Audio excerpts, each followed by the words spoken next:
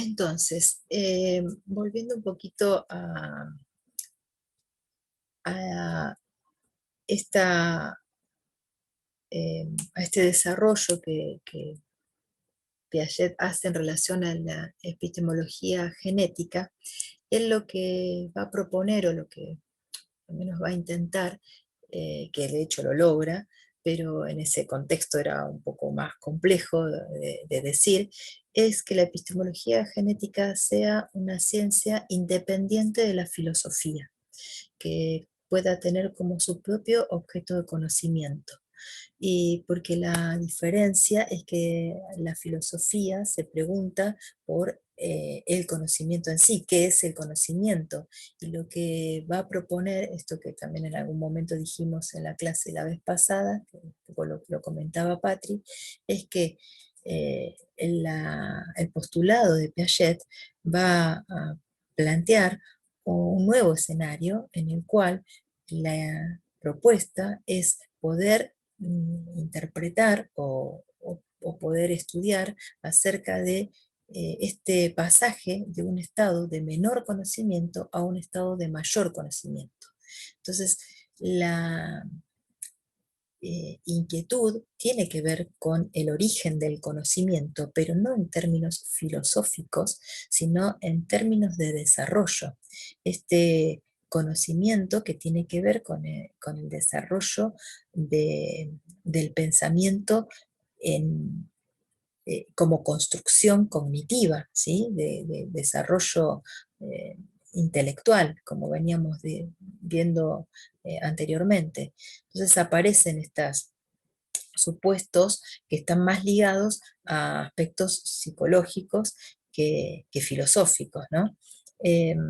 Esta es un poco la diferencia que plantea Piaget en ese contexto histórico de las ciencias, de las ciencias sociales, básicamente.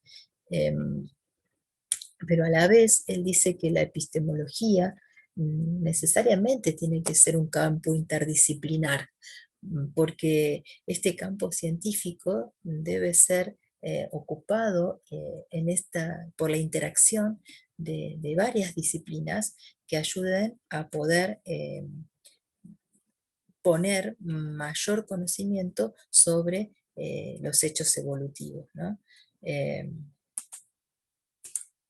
entonces, su pretensión era mucho más amplia de lo que en general se lo conocía a él en esa época, ¿no? Como que se decía que era el hombre de los estadios o el psicólogo de los niños. Él intenta ir como más allá en su pensamiento. Y él mismo dice que si algún día se hablara de los sistemas de Piaget, será la prueba de mi fracaso, dice él, ¿no? Como si solamente se lo asocia a quien ha sido el primero en esto que dice Emilia Ferreiro, ¿no? Nunca a nadie se le había ocurrido antes pensar en estas estructuras de pensamiento en el niño, hasta que llegó Piaget y empezó a ponerlo sobre la escena científica, ¿no? Pero quedó como esta idea muy ligada a estas cuestiones de los estadios que él describió y el riesgo de pensar que su intención era pura y únicamente esa, sino que él intentaba ir un poquito más allá con esta idea de la epistemología genética. Por eso dice esto, de que si solamente se lo asocia a sus sistemas, será que ha fracasado como pensador, que no creo que haya sido así, pero es un poco eh, esto que él dice, ¿no? Eh, y es interesante también ver esto en relación a las teorías explicativas versus las teorías normativas, ¿no? Esto que tiene que ver con cómo poder generar eh, teoría a partir de la experimentación, a partir del campo más científico, que tienden a problematizar el conocimiento y los saberes más que a normalizarlos, ¿no? Y en este otro apartado que lo vincula Emilia Ferreiro a Piaget como el hombre y el maestro, que es interesante también, porque en este apartado ella lo describe aún más en esta dimensión social y humana.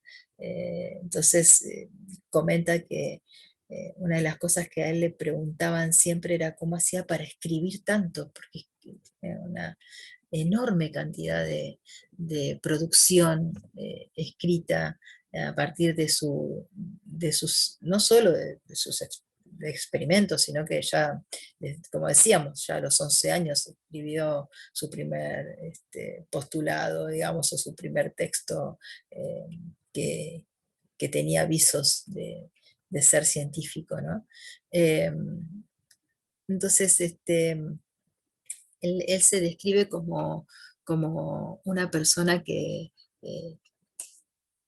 que va en esta dualidad entre el ser social y el ser natural, porque se describe a sí mismo como muy ansioso, en donde necesita muchas veces retirarse de la escena social e irse a su campiña alejado de la ciudad, donde tomaba largas vacaciones, pero que ese estado de vínculo con la naturaleza hacía que lo pusiera en situación de producir conocimiento, eh, pero le generaba ansiedad esta vivencia, que solo, dice, solo se calma con trabajo, ¿no? Esa ansiedad, con trabajo. Entonces, una forma para él de sobrellevar la ansiedad que le generaba este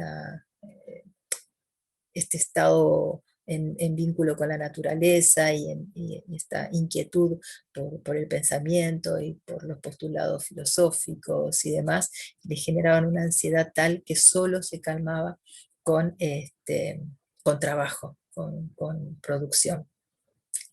Eh, y bueno, y habla de algunas estrategias o técnicas que él tenía para escribir, como por ejemplo irse a dormir o a descansar, dejando una frase incompleta, eh, como para cuando volvía sobre el texto poder retomar esa idea con mucha más inquietud, ¿no? Porque al ser incompleta la frase hace que necesariamente haya que repreguntarse en relación a qué va, ¿no? De qué venía esta frase o a cuento de qué venía diciendo esto. Entonces, esto era una de las estrategias que lo ayudaban a producir texto. Eh, y una de las cosas que dice en relación a pensar un problema antes que leer algo sobre él, ¿no? Esto también es interesante. Eh, por ahí hoy, desde los postulados de métodos científicos, se piensa como un poquito lo contrario, porque eh, uno puede pensar un problema que puede ser un objeto de investigación o algo sobre lo cual investigar, pero es necesario leer a los que ya investigaron sobre eso, porque a lo mejor la respuesta a nuestras inquietudes ya está dada, digamos, ¿no? Pero bueno, en ese momento él pensaba de esta forma, que era importante, eh, antes de leer sobre un problema, eh, situarse en el problema, ¿no? Eh, bueno, entonces esta necesidad de escribir todo lo que pensaba o este vínculo en esta actitud de él tan pensante y reflexiva permanente que lo llevaba siempre a producir texto. Eh, eh, sobre siempre bases teóricas y conceptuales que se fueron construyendo y que se fueron transformando en sistemas, ¿no? En sistemas conceptuales. Eh, y bueno, por ahí acá aparecían eh,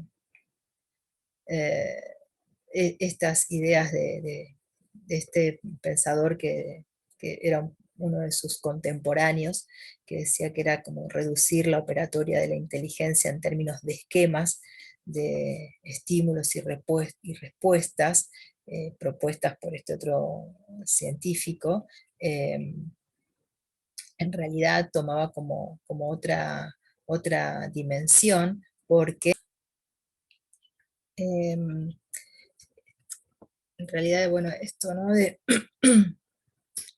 no llegar a pensar que todo este despliegue que ha hecho en el pensamiento y en el pensamiento científico de la época eh, pueda como quedar reducido un poco a estas nociones de operaciones o la descripción que él hace de las etapas operatorias de la inteligencia, ¿no? Y que las transforma o que las explica a través de los esquemas y de los estímulos y las respuestas, y que en realidad un poco ahí en el texto dan como un ejemplo, que si lo buscan por ahí lo van a leer y lo van a entender un poquito mejor, que tiene que ver con no ser reduccionistas en cuanto a la interpretación de sus postulados, ¿no?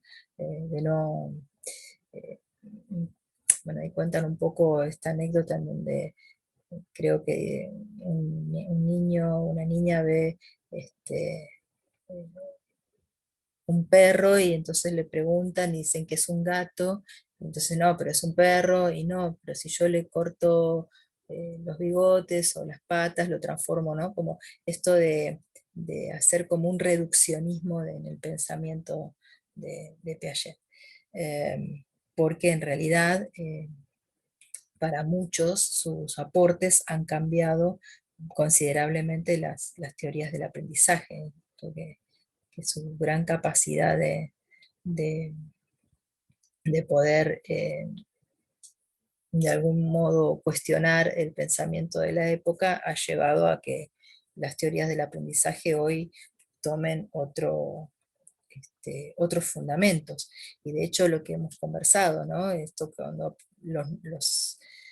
cómo estas teorías se van nutriendo con las nuevas miradas de los nuevos investigadores que van abriendo digamos, se van abriendo paso a partir de este puntapié inicial que dio Piaget, ¿no?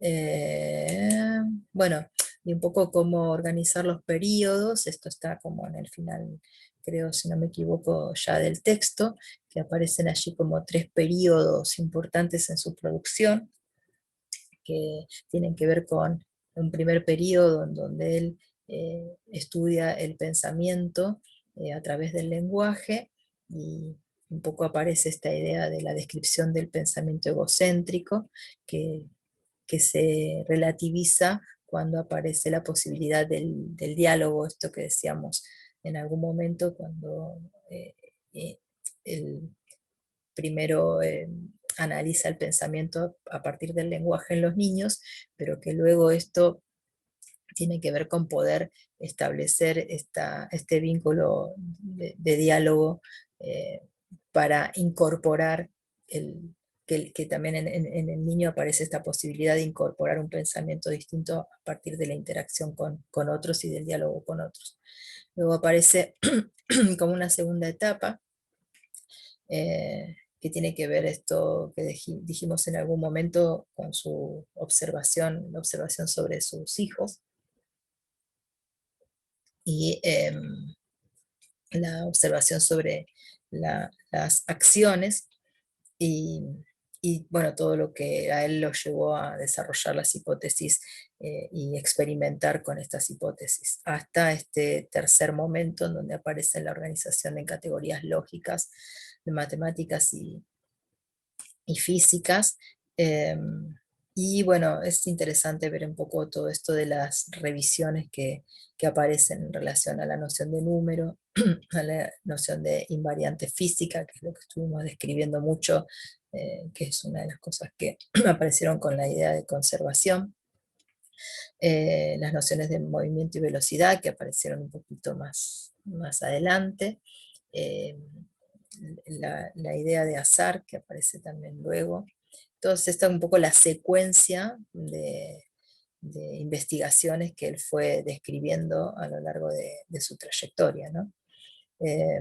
Y bueno, todas estas secuencias fueron llevando a poder describir lo que podríamos llamar funciones psicológicas, ¿no? Por eso decimos que él fue como quien dio este primer paso para que todo esto se pueda seguir investigando en la escena de la psicología del aprendizaje. A ver, ¿qué más? Bueno, hasta aquí entonces, ¿tenía algo más?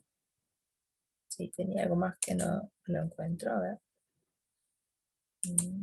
Sí, me quedó alterar el orden de las diapositivas. Un poco esto como para cerrar con el postulado de Piaget, que tiene que ver con que enseñar significa crear situaciones donde las estructuras puedan ser descubiertas. Me parece como esta frase sintetiza eh, de una manera ejemplar lo que tiene que ver con su modo de aproximación al objeto de conocimiento epistemológico. Bueno, hasta aquí esto yo quería compartir, la verdad es que no me cronometré, no sé cuánto hace que estoy eh, con la presentación. Mm, a ver, voy a interrumpir un segundito. Pero en realidad lo que yo quería contarles o presentarles es este otro material que, que me pareció, en realidad lo que quería compartir con ustedes es que mm, leyendo a Piaget y a cómo él va desarrollando todas estas teorías, recordé que hay un programa muy interesante en la maternidad sarda que se viene haciendo desde hace muchos años, que tiene que ver con la observación del desarrollo típico en niños, ¿no? Eh, pero bueno, por ahí lo dejamos para que se los cuente la próxima porque me gustaría hacerlo de manera más interactiva con ustedes esto. Pero me pareció interesante porque tiene que ver con una guía que nos puede ayudar a agudizar nuestro modo de observación de la conducta de los bebés, fundamentalmente hasta los 2 años. Que esto lo desarrollaron en la maternidad sarda en un programa que se llama Intervención Oportuna, eh, y que la verdad es que es súper interesante, pero quizás lo dejemos para cuando nos veamos en la próxima clase. Bueno, espero que esto haya sido de utilidad. La verdad es que el texto, como les decía, es muy interesante y, bueno, ojalá que les aporte ideas para seguir pensando. Bueno, nos vamos a ver entonces la próxima clase, que esto será el próximo jueves en el Zoom y allí volveremos al intercambio. Hasta la próxima.